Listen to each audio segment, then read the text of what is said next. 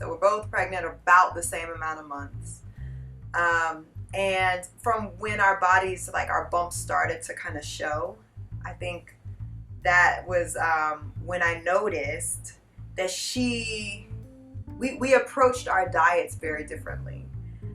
So she went into a very strict phase of, no sugars, not a lot of starches, no carbs, very like, one direction with regards to, I thought it was with regards to health, but it's almost like she was more conscious of how big her stomach was getting, and I think that was signaling or triggering something within her to like stop all foods that could like keep her belly big. I don't particularly like indulge in things like candy or anything like that, but I'll eat whatever I have a craving for. And I think that craving could be, I just eat full meals. Like, I'm from the South. If you give me meat, potatoes, greens, I'm eating all of that. I feel like there was this judgment that came in when people really started to notice like how she was eating versus how I was eating. And it was also like negative to like a negative view towards me, because people were like, how much weight are you expected to gain like with your pregnancy? And like, oh, what kind of cravings do you have, because you seem to eat a lot, or this, that, and the third. And it was also coming from her, which was kind of ironic because she is as pregnant as I am.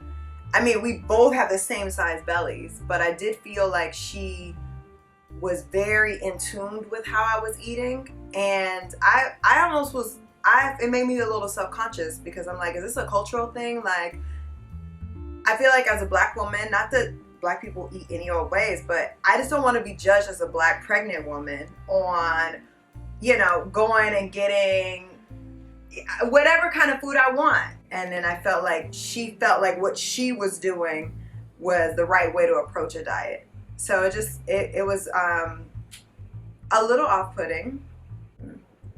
I think where we netted ultimately is that, don't judge a pregnant woman by what she's doing to like maintain her sanity throughout this process. You don't know what type of relationship or advice she's getting from her doctor in terms of her own diet. I feel like it's none about, it's no one's business. And I wasn't peering into this woman's like life to see why she was only eating Fig Newtons all day. So I purposely wanted my baby to be fed, and that's what made me happy, and that's what made me be able to have the energy to get through the day.